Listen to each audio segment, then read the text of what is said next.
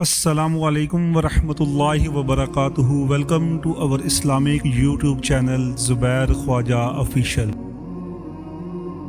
نسو سے مراد ہے بالکل خالص۔ یہ لفظ النسیہ سے ماخوذ ہے۔ انسان گناہ کرنے کے بعد جب اللہ رب العزت جلہ جلالہ شانہ سے سچے دل سے توبہ کرتا ہے اور اپنی ہر ممکن کوشش کرتا ہے کہ اب اس سے یہ گناہ دوبارہ سرزد نہ ہو تو اسے توبۃ النسوح کہا جاتا ہے۔ کہ وہاں فرمایا گیا تھا کہ تین جو سب سے بڑے بڑے گناہ ہیں، والذین لا يدعون مع اللہ الہا آخر، وہ لوگ کہ جو اللہ کے ساتھ کسی اور الہ کو پکارتے نہیں ہیں، کسی اور سے دعا نہیں کرتے، ولا يقتلون النفس التي حرم اللہ الا بالحق، نہیں انسانی جان کو قتل کرتے ہیں جسے کہ اللہ نے محترم قرار دیا ہے مگر حق کے ساتھ، یعنی کوئی قانون کی دفعہ ان کے اوپر لاگو ہو جائے تو بات دوسری ہے۔ قتل عمد کے قصاص میں قتل ہوگا، یا یہ کہ زنا اگر شادی شدہ مرد یا عورت کرتے ہیں تو ان کی سزا جو ہے وہ رجم ہے، جو قتل کی ایک بہت ہی شدید شکل ہے، یا مرتد کی سزا قتل ہے، اور یا پھر یہ ہے کہ کافر کو قتل کیا جا سکتا ہے جو حربی ہو، جس کے ساتھ جو جنگ ہے وہ ڈکلیئرڈ ہو۔ ان چار صورتوں کے علاوہ کسی انسان کو کسی حالت میں کسی جذبے کے تحت قتل کرنا جائز نہیں ہے، حرام ہے، حرام مطلق ہے۔ یہ ہمارے ہاں جو وہ عزت کے نام پر آنر کلنگز جو ہو رہی ہوتی ہیں، یہ سب کے سب جو ہے جرم ہے اسلام کی نگاہ میں۔ کسی کو یہ حق حاصل نہیں ہے کہ اس طرح سے اپنے ہاتھ میں قانون کو لے لیں۔ لیکن اس کے بعد فرمایا تھا کہ جو لوگ یہ کام کرتے ہیں تو پھر یہ ہے کہ یلقا اسامہ، وہ اس کی پاداش بھگت کر رہیں گے۔ یضاعف لہ العذاب یوم القیامہ، ان کے لیے قیامت کے دن عذاب دگنا کر دیا جائے گا، بڑھا دیا جائے گا۔ وَيَخْلُدْ فِيهِ مُهَانًا، اور وہ رہیں گے اس میں ہمیشہ ہمیش نہایت ذلت کے ساتھ، رسوا ہو کر۔ إِلَّا مَن تَابَ وَآمَنَ وَعَمِلَ عَمَلًا صَالِحًا، اس میں استثناء ہے کہ جو توبہ کرے اور تجدید ایمان کرے یا ایمان لائے۔ اگر پہلے کافر تھا تو ایمان لائے گا، اور اگر پہلے مسلمان تھا لیکن یہ کہ یہ گناہ سرزد اس سے ہوا تو گویا کہ ایک طرح کے کفر میں وہ داخل ہو گیا تھا، ایمان حقیقی سے محروم ہو گیا تھا، تو گویا کہ تجدید ایمان کرے۔ الا من تاب وآمن وعمل عملا صالحا، اور پھر اس کا عمل تبدیل ہو جائے، عمل درست ہو جائے، غلط کام کو فی الواقع چھوڑ دے۔ فاولئک یبدل اللہ سیئاتہم حسنات، تو یہ وہ لوگ ہیں کہ اللہ تعالیٰ ان کی برائیوں کو بھلائیوں سے بدل دے گا۔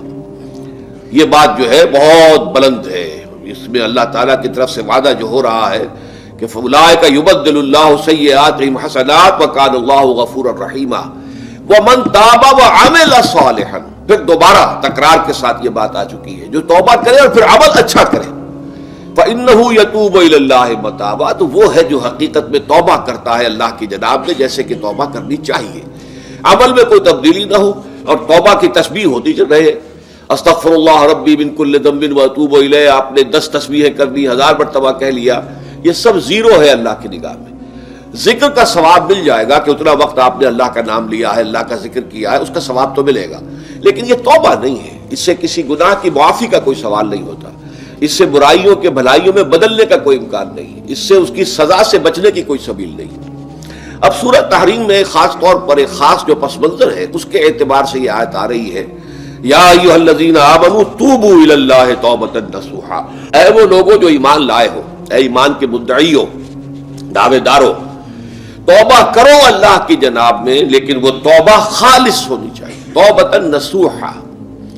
اس سورہ مبارکہ کے پس منظر کو نوٹ کیجئے تو اس میں ایک خطائے اجتہادی کہہ لیجئے حضور سے ہو گئی تھی صلی اللہ علیہ وسلم، اگرچہ وہ خطا جانب خیر میں تھی، اچھے کام کے لیے تھی، برے کام کے لیے نہیں تھی، کہ آپ نے اپنی ازواج مطہرات کی دل جوئی کے لیے ایک شے جو اللہ کی طرف سے آپ کے لیے حلال تھی اس کو استعمال نہ کرنے کی قسم کھا لی، تو اس پر حضور کو روکا گیا، یا ایھا النبی لم تحرم ما احل اللہ لک تبتغی مرضات ازواجک، اے نبی کیوں آپ اپنے اوپر حرام ٹھہراتے ہیں وہ شے جو اللہ نے آپ کے لیے حلال قرار دی ہے؟ کیا آپ اپنی بیویوں کی رضا جوئی کے لیے ایسا کر رہے ہیں؟ واللہ غفور الرحیم، اللہ غفور ہے، رحیم ہے، اللہ نے آپ کی اس خطا سے درگزر کیا ہے، لیکن قد فرض اللہ لکم تحلۃ ایمانکم، اللہ تعالیٰ نے راستہ تمہارے لیے کھول دیا ہوا ہے کہ ایسی قسموں کو کھولا جا سکتا ہے، جس کے لیے کہ سورہ مائدہ کے اندر کفارہ دے دیا گیا۔ تو گویا کہ حضور کو یہاں حکم دیا جا رہا ہے کہ آپ اپنی اس قسم کا کفارہ دیجئے، قسم کا، اور یہ جو قسم ہے اس کو کھول دیجئے۔ نمبر 2 پہ پھر 2 ازواج مطہرات کا معاملہ آیا کہ حضور نے ایک راز کی بات کہی ایک زوجہ محترمہ سے، لیکن انہوں نے وہ راز جو ہے وہ دوسری زوجہ محترمہ کو پہنچا دیا جن میں زیادہ آپس میں قریبی تعلق تھا.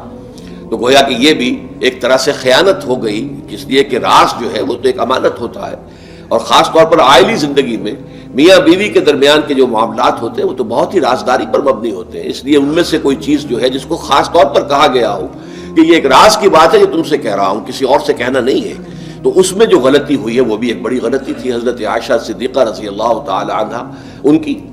تو ان دونوں کے پس منظر میں پھر تیسری بات آئی کہ اہل ایمان اگر تم غافل ہو اپنے اہل و عیال کی طرف سے اس اعتبار سے کہ ان کا کردار کیسا بن رہا ہے، وہ اللہ کے بندے ہیں یا کوئی غلطیاں کر رہے ہیں، خطا کر رہے ہیں، تو دیکھو یہ تم ان کے ساتھ جو ہے وہ محبت نہیں کر رہے، عداوت کر رہے ہو. اس لیے کہ تمہاری اس نرمی، تمہاری اس شفقت اور ان محبت کے اندر اس درجے بڑھ جانا کہ اس میں اللہ تعالیٰ کے جو حرام کردہ امور ہیں ان میں بھی تم ملوث ہو جاؤ، تو یہ گویا کہ در حقیقت تم اپنے آپ سے بھی دشمنی کر رہے ہو اور ان سے بھی دشمنی کر رہے ہو. اپنے آپ سے دشمنی کر رہے ہو کہ تمہاری عاقبت خراب ہوگی، ان سے دشمنی کر رہے ہو کہ ان کی اگر تربیت غلط ہو جائے گی تو گویا کہ وہ جہنم کا نوالا بنیں گے. اب اس 3 چیزوں کے پس منظر میں فرمایا جا رہا ہے یا ایھا الذین آمنوا توبوا الی اللہ توبۃ نصوحا، اے ایمان والو، اے ایمان کے دعوے دارو، اللہ کے جناب میں توبہ کرو، لیکن توبہ خالص نصوحا. پہلی بات تو یہ جانیے، میں نے بھی یقیناً پہلے بھی عرض کیا ہوگا لیکن دہرانے میں کوئی حرج نہیں ہے، عربی زبان میں یہ 2 الفاظ بہت قریب ہیں، آبا یعوب اوبن اور تابا یتوب توبن یا توبتن. آبا یعوب اوبن بھی ہوتا ہے واپس لوٹنا، لیکن یہ ہے کسی یعنی مادی چیز کی طرف سے واپس لوٹنا. ایک ہے تابا یتوب توبن یا توبتن، وہ کسی فعل سے، معنوی چیز سے پلٹ آنا، لوٹ آنا. چنانچہ ایک بڑی پیاری جو دعا حضور صلی اللہ علیہ وسلم مانگا کرتے تھے، آپ کی مصنون دعاؤں میں سے ہے، جب آپ سفر پر گئے واپس گھر آئے تو گھر میں داخل ہوتے ہوئے آئبونا تائبونا لربنا حامدون، ہم پلٹ کر آ گئے ہیں سفر سے، وطن میں پہنچ گئے ہیں، گھر میں داخل ہو رہے ہیں اور ہم اس حال میں بھی اپنے رب کی جناب میں توبہ بھی کر رہے ہیں، رجوع کر رہے ہیں اللہ کی جناب میں، اور اپنے رب کی حمد کرتے ہوئے داخل ہو رہے ہیں. آئبونا تائبونا لربنا حامدون. اسی طرح آپ بازار جائیں، اس کے بعد اپنے گھر میں داخل ہو تو یہ دعا پڑھیں، تو یہ گویا یہ بہت ہی ایک یوں سمجھیے مبارک، بہت سی اس کے اندر برکات ہوں گی. تو اس میں بھی لفظ آبا یعوب اوبن، تابا یتوب توبن، یہ دونوں کے بہت قریب آ گئے، آئبونا تائبونا لربنا حامدون. توبو الی اللہ، اب الہ کو نوٹ کیجئے، یہ توبہ کا لفظ بھی بہت سے ایسے الفاظ میں سے عربی زبان کے، جیسا کہ اس سے پہلے ہم دیکھ چکے ہیں کہ ایک لفظ ہے رغبہ، رغبہ رغبت جسے اردو میں ہم بولتے ہیں. رغبہ الہ ہوگا تو کسی شے کی طرف رجحان ہونا، اس کی طلب پیدا ہو جانا، اس کی خواہش پیدا ہو جانا. اور رغبہ عن ہوگا تو کسی چیز سے متنفر ہو جانا، دور ہٹ جانا، دور چلے جانا. ورب ایک ہی ہے، پریپوزیشن کی چینج سے بالکل برعکس نتیجہ نکل آیا. ومن رغب عن سنتی فلیس منی، جسے میری سنت پسند نہیں ہے، جو اس سے ہٹتا ہے، پیچھے ہٹتا ہے، اس کو ترک کرتا ہے، اس کا مجھ سے کوئی تعلق نہیں. اسی طرح مالا یمیل و میلن، مالا الہ کسی شے کی طرف مائل ہونا، مالا عن اس شے سے ہٹ جانا، پیچھے ہٹ جانا، نفرت ہو جانا. اسی میں وہ لفظ تھا سا، فقط سقط قلوبکما، تمہارے دل جو ہے وہ تو مائل ہو ہی گئے ہیں. سغا بھی الہ ہوگا تو اس کے معنی کسی شے کی طرف مائل ہو جانا، عن ہوگا تو کسی شے سے متنفر ہو جانا. تو وہاں میں عرض کر چکا تھا لقد سقط قلوبکما، تو اے نبی کی دونوں بیویوں تمہارے دل تو یقیناً اللہ کی طرف مائل ہو چکے ہیں، توبہ کی طرف مائل ہو چکے ہیں. لیکن زبان سے یہ کہتے ہوئے کہ حضور معاف کر دیجئے غلطی ہو گئی ہے، اس میں ذرا حجاب آ رہا ہے. ظاہر بات ہے شوہر اور بیوی کے درمیان جس طرح کا تعلق ہوتا ہے تو اس میں یہ کہ بسا اوقات اپنی غلطی کو واضح الفاظ میں تسلیم کرنے میں کچھ ہچکچاہٹ سی ہوتی ہے. تو وہ ایک کیفیت تھی کہ تمہارا دل تو مائل ہو چکا ہے، لیکن یہ کہ تم ذرا زبان سے بھی کہو، اقرار کرو. اسی طریقے سے یہ لفظ توبہ ہے، توبہ الہ ہے، کسی کی جناب میں توبہ کرنا. جب اللہ تعالیٰ کی طرف توبہ کا لفظ آئے گا تو توبو الی اللہ توبۃ نصوحا، اللہ کی جناب میں توبہ کرو. اور جب اللہ تعالیٰ توبہ کرتا ہے، یہ لفظ جو ہے 2 طرف استعمال ہوتا ہے. تواب بندہ بھی ہے، تواب اللہ بھی ہے. اللہ تواب ہے، بہت توبہ کا قبول کرنے والا. بندہ تواب ہے، بہت زیادہ توبہ کرنے والا. وہ حدیث میں آپ کو سنا چکا ہوں، کل بنی آدم خطاؤون وخیر الخطائین التوابون، تمام بنی آدم نہایت خطا کار ہیں، گناہ گار ہیں، غلطیاں ہوتی ہیں، خطائیں ہوتی ہیں، لیکن ان خطا کاروں میں بہتر لوگ وہ ہیں جو بہت توبہ کرنے والے، رجوع کرتے ہیں، پلٹتے ہیں، ان میں پشیمانی پیدا ہو جاتی ہے اور وہ اللہ تعالیٰ کی جناب میں رجوع کرتے ہیں تو وہ تواب ہیں، بہت زیادہ توبہ کرنے والے۔ لیکن اللہ کی جناب میں توبہ جب بندہ کرتا ہے تو وہ الہ آئے گا، تابہ الہ، اس نے توبہ کی اللہ کی جناب میں۔ اللہ توبہ کرتا ہے یعنی اللہ تعالیٰ جو ہے اپنی نظر شفقت اور نظر رحمت جو پھیر دی تھی اس نے کہ ایک بندے نے گناہ کیا ہے، میرے حکم کی جو ہے خلاف ورزی کی ہے، معصیت کا ارتکاب کیا ہے، تو اللہ تعالیٰ اپنی رحمت اور شفقت کی نگاہ اسے ہٹا لیتا ہے۔ لیکن جب بندہ توبہ کرتا ہے تو پھر اللہ تعالیٰ بھی رجوع فرماتا ہے اور اپنی شفقت اور رحمت اور مغفرت کے ساتھ بندے کی جانب متوجہ ہو جاتا ہے۔ لیکن وہاں تابہ اعلیٰ آئے گا، تم علینا اے پروردگار ہماری توبہ کو قبول فرما، وہ اعلیٰ کے ساتھ آئے گا۔ ہم جب توبہ کریں گے تو وہ الہ کے ساتھ آئے گا۔ تو یہاں فرمایا توبو الی اللہ، اللہ کی جناب میں توبہ کرو، پلٹو، رجوع کرو، اور توبۃ نصوحا، خالص توبہ۔ اس کی جو وضاحت تھوڑی سی میں ابھی کر چکا ہوں کہ خالص توبہ سے مراد کیا ہے۔ یہ نہیں کہ بس توبہ کی ورد ہو رہا ہے اور توبہ جو ہے وہ اس کے کلمات زبان سے ادا کیے جا رہے ہیں۔ بعض لوگ ہیں وہ جو آیت کریمہ ہے اس کا 1.25 لاکھ کا ہو رہا ہے، ورد ہو رہا ہے، کتنا ہو رہا ہے، اس کی تسبیح پڑھ رہے ہیں، اس سے کچھ نہیں ہوتا جب تک کہ دل کے اندر گناہ سے نفرت پیدا نہ ہو جائے، حقیقی پشیمانی نہ ہو کہ یہ مجھ سے بہت غلط حرکت سرزد ہوتی رہی ہے، پختہ ارادہ نہ ہو کہ آئندہ یہ کام نہیں کروں گا یا کروں گی، اور یہ کہ بالفعل بھی اس کام کو چھوڑ دیں۔ یہ 3 شرطیں کم سے کم ہیں ان چیزوں میں کہ جو حقوق اللہ میں سے اللہ تعالیٰ کے حقوق، ان میں کوتاہی ہوئی ہے، ان میں غلطی ہوئی ہے، اس میں انسان نے کسی معصیت کا ارتکاب کیا ہے، تو 3 شرطیں۔ حقیقی پشیمانی نمبر 1، جس کے لیے میں نے اقبال کا شعر آپ کو سنایا تھا جو بالکل نوجوانی کے دور میں انہوں نے کہا تھا، اور کسی میں نام بھول رہا ہوں، کوئی بہت بڑے شاعر تھے، استاذ تھے، اساتذہ، استاذ الشعراء، انہوں نے کہا تھا کہ میاں صاحبزادے اس عمر میں، اور یہ شعر اس قدر اونچا شعر ہے کہ موتی سمجھ کے شان کریمی نے چن لیے قطرے جو تھے میرے عرق انفعال کے۔ انفعال کہتے ہیں شرمندگی کو، کہ میں جب شرمندہ ہوا کہ میں اللہ کی جناب میں کیا حرکت کر بیٹھا، تو اس سے میری پیشانی پر جو پسینے کے قطرے رونما ہوئے، اللہ تعالیٰ نے ان کو موتی سمجھ کے چن لیا۔ اللہ تعالیٰ کو بندے کی توبہ سے اتنی خوشی ہوتی ہے۔ وہ حدیث بھی میں آپ کو سنا چکا ہوں کہ تم اندازہ کرو، ایک شخص ہے کہ جو ایک ریگستان میں لقودق صحرا میں سفر کر رہا تھا، اس کا ایک اونٹ تھا جس پر وہ سفر کر رہا تھا، اسی پر اس کا جو بھی راستے کا کچھ کھانا وانا تھا، خوراک تھی، وہ بھی اس کی پوٹلیاں بھی تھیں اور پانی کی چھاگل بھی بندھی ہوئی تھی۔ تھوڑی دیر کے لیے وہ ایک درخت کے سائے میں بیٹھ گیا استراحت کے لیے، وہ اسی میں آنکھ لگ گئی اس کی۔ اب جب آنکھ کھلی تو دیکھا کہ اونٹ غائب ہے۔ اب اونٹ گویا کہ اس کی زندگی کا واحد سہارا، کہاں جائے گا بغیر اونٹ کے؟ اس دوڑا دائیں بائیں، شمال جنوب مغرب مشرق، سب میں کہیں جہاں تک وہ کر سکتا تھا اسے کہیں اونٹ نظر نہیں آیا۔ تو پھر وہ اسی درخت کی سائے میں آ کر بیٹھ جاتا ہے موت کے انتظار میں کہ اب تو موت ہی آئے گی، نہ کھانے کو کچھ، نہ پینے کو پانی، نہ سواری کہ میں کہیں یہاں سے نکل سکوں۔ اچانک دیکھتا ہے کہ وہ اونٹ تو کھڑا ہوا ہے اور وہ سامان بھی موجود ہے۔ تو اس میں فرط مسرت کی وجہ سے خوشی اتنی شدید ہوتی ہے اسے کہ وہ کہنا تو یہ چاہتا ہے اللہ میں تیرا بندہ ہوں تو میرا رب ہے، لیکن وہ کہہ یہ بیٹھتا ہے اللہ میں تیرا رب ہوں تو میرا بندہ ہے۔ یعنی اتنا وہ اپنے اس میں حواس کھو بیٹھتا ہے خوشی کی وجہ سے۔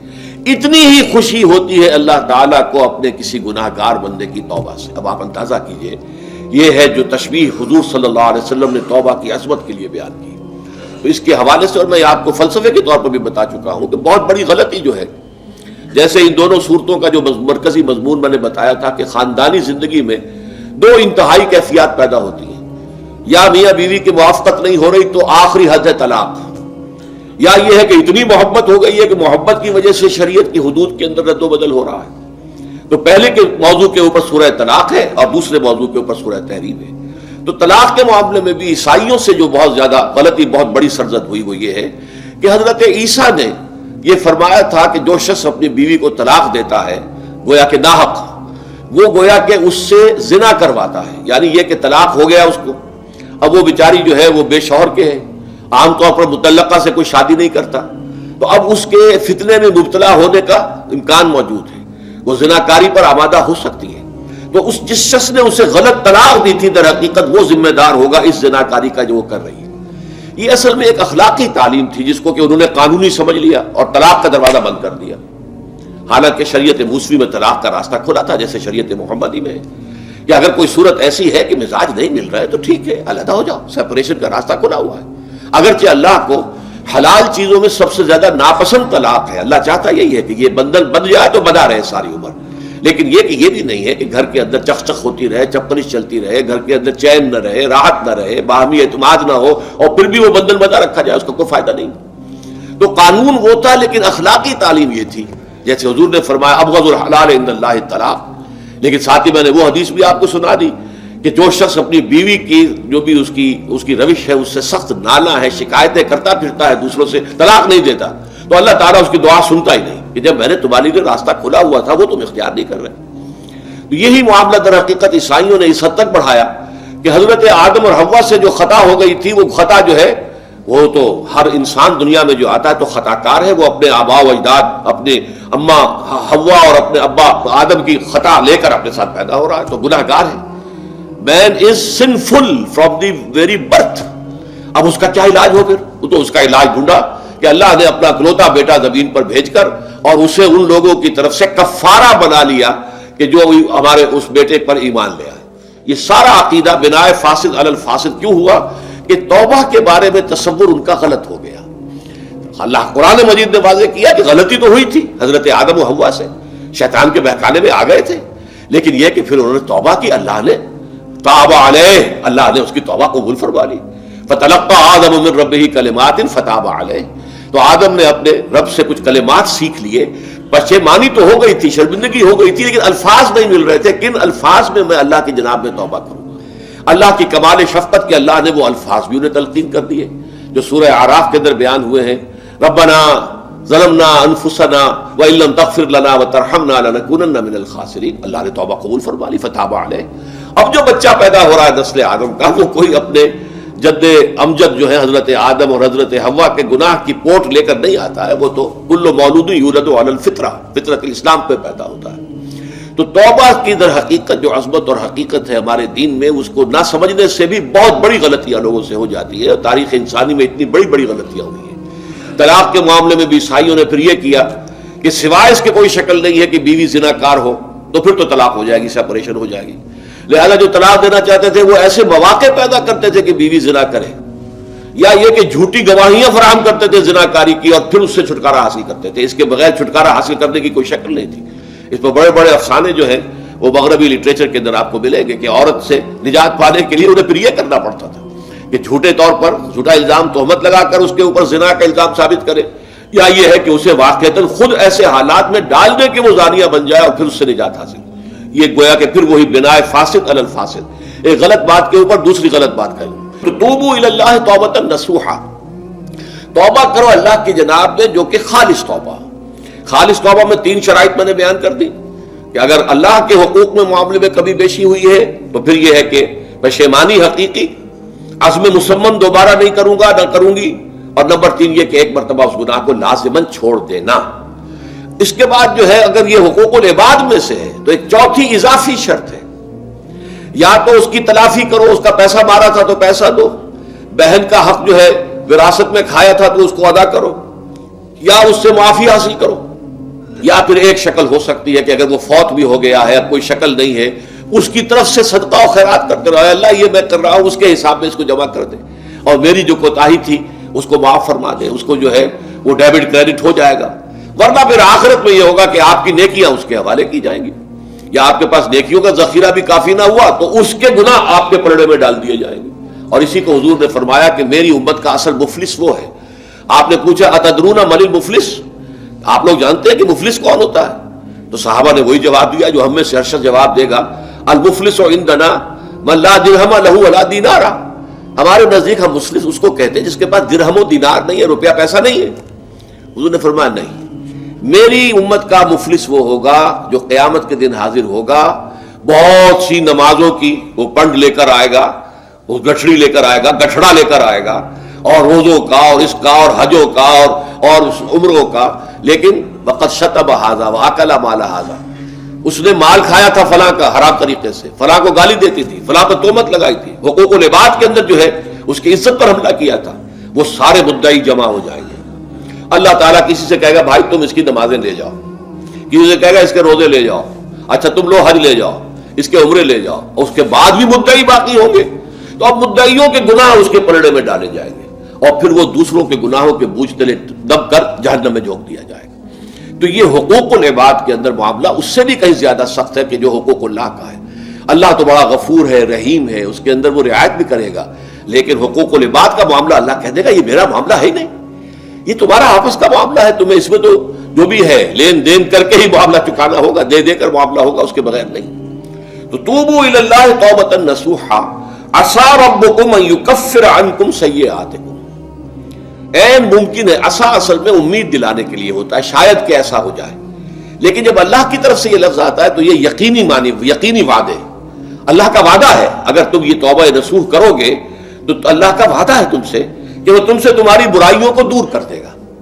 یہ تکفیر کے لفظ کو بھی سمجھ لیجئے. کفر کا اصل معنی ہے چھپا دینا، دبا دینا. اسی لیے گناہ کا کفارہ ہوتا ہے. آپ سے گناہ ہو گیا، آپ نے کفارہ دے دیا تو گناہ چھپ گیا، دب گیا، اس کے اثرات زائل ہو گئے، وہ آپ کے نامہ اعمال سے اس کو ختم کر دیا جائے گا. یہ ہے کفارہ، کفارہ. کفار جمع ہے کافر کی. کافر جو ہے وہ حق کو چھپاتا ہے، اللہ کی دعوت جو دی جا رہی ہے اس کو دباتا ہے، تو اس معنی میں وہ کافر ہے، انکار کرتا ہے. لیکن یہ کہ ایک کفران نعمت ہے، کسی نے آپ پر احسان کیا ہے اور آپ اس کا احسان نہیں مان رہے، آپ کے لیے دل میں اس کے لیے کوئی احسان بندی کے جذبات پیدا نہیں ہوئے، تشکر کا جذبہ پیدا نہیں، یہ کفران نعمت ہے.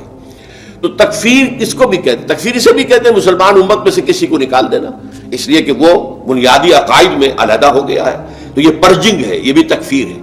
تو تکفیر اعمال کیا ہے کہ برے اعمال کو دھو دے گا تمہارے نامہ اعمال سے، بل اور نمبر 2 تمہارے دامن کردار سے بھی دھو دے گا.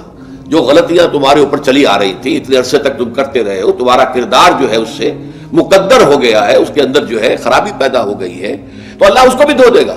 تو دنیا میں بھی تکفیر کا اثر ہوگا کہ انسان کی اصلاح ہو جائے گی، اس کی سیرت و کردار جو ہے صحیح رخ پر آ جائیں گے. اور آخرت میں یہ ہے کہ اس کا جو اعمال نامے میں جو گناہ درج تھا وہ وہاں سے صاف کر دیا جائے گا، محو کر دیا جائے گا. یہ تکفیر 2 گناہ ہے. اور اس میں جو ہم سورہ الفرقان میں پڑھ کر آئے ہیں وہ اس سے بھی اگلی بات ہے. اولئک یبدل اللہ سیئاتہم حسنات. جہاں گناہ کا اندراج تھا وہاں اب نیکی کا اندراج ہو جائے گا. تمہاری سیرت و کردار میں جو گناہ کا پہلو تھا وہ اب نیکی کے پہلو میں بدل جائے گا. یہ تکفیر گویا کہ دنیا میں بھی اور آخرت میں بھی. عسیٰ ربکم، امید ہے اور اللہ کا وعدہ ہے کہ وہ تم سے تمہاری برائیوں کو دور کر دے گا. مطلب یہ کون انسان ہے جو برائی سے بالکل پاک ہے؟ کل بنی آدم خطاؤون وخیر الخطائین التوابون.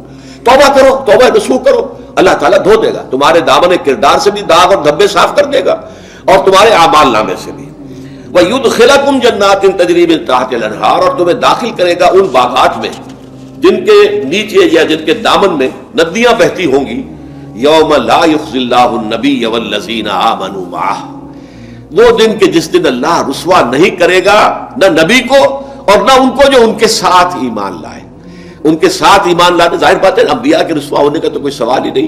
یہاں اس کا ذکر جو ہے وہ تو صرف بطور تذکرہ کر دیا گیا، ورنہ اصل کیا ہے جو نبی کے ساتھ ایمان لائے. اور نبی کے ساتھ ایمان لانے والوں میں درجہ اول کے لوگ وہ ہیں جو صحابہ کرام ہیں، جو حضور کے زمانے میں تھے، حضور کے ساتھ دیا انہوں نے اپنے جان و مال سے حضور کے مشن کو تقویت پہنچائی. جہاں حضور کا پسینہ گرا وہاں اپنی خون کی ندیاں بہا دی، اپنی جانیں دے دی. تو وہ ہے اولین. لیکن اللہ تعالی ہمیں بھی ان میں شامل کرے، اس لیے کہ جیسے کہ سورہ بقرہ کی جو آخری سے پہلی آیت ہے اس کے اندر بیان فرمایا گیا کہ آمن الرسول بما انزل الیہ من ربہ والمؤمنون. ایمان لائے رسول محمد صلی اللہ علیہ وسلم اس چیز پر کہ جو ان کے اوپر ان کے رب کی طرف سے نازل کی گئی، اور ایمان لائے صاحب ایمان. وہ صاحب ایمان سب کے سب شامل ہو جائیں گے. تو قیامت کے دن اللہ تعالیٰ رسوا نہیں کرے گا. یوم لا یخزی اللہ النبی والذین آمنوا معہ. جس دن کہ اللہ تعالیٰ رسوا نہیں کرے گا نہ اپنے نبی کو صلی اللہ علیہ وسلم اور نہ ہی ان کو کہ جو ان کے ساتھ ایمان لائے. اور یہ آخرت کی رسوائی جو ہے بہت بڑی رسوائی ہے. دنیا کی رسوائی انسان جو ہے اس کو بہت ہلکا سمجھے، آخرت کی رسوائی بہت بڑی ہے. پوری خلق خدا جہاں جمع ہوگی، پوری انسانیت جمع ہوگی، تمام آدم سے لے کر آخری انسان تک جمع ہوں گے، اور وہاں اگر رؤوس الاشہاد ہمارا پردہ چاک کیا جائے، ہمارے گناہوں کو جو ہے اعلان کیا جائے تو وہ کتنی بڑی رسوائی ہوگی. اسی لیے یہ دعا مانگتے رہنا چاہیے, اللہم ربنا اجرنا من خزی الدنیا والآخرہ, اے اللہ ہمیں بچا لے دنیا اور آخرت دونوں کی رسوائی سے بچا لے. دنیا کی رسوائی یہ ہے کہ آپ کی کسی غلط کام کا چرچا ہو جائے, دنیا کے اندر پھیل جائے, آپ کی جو ہے عزت جو ہے وہ داغدار ہو جائے, اس سے بھی اللہ بچا لے. حضرت ابو پردہ ڈال دے, رضی اللہ جیسے کہ حضور نے لفظ استعمال کیا, اللہ یتغمدنی ربی برحمتہ, اللہ یہ کہ میرا پروردگار مجھے اپنی رحمت کی چادر تلے ڈھانپ لے. اللہ تعالیٰ دنیا میں بھی ہمیں ڈھانپے رکھے اور آخرت میں بھی ڈھانپ لے. تو یہ خزی الدنیا والآخرہ, اے اللہ ہمیں دنیا کی بھی رسوائی سے بچائے رکھ اور آخرت کی رسوائی سے بھی بچا لیجو. بارک اللہ لی ولکم فی القرآن العظیم ونفعنی وإیاکم بالآیات والذکر الحکیم.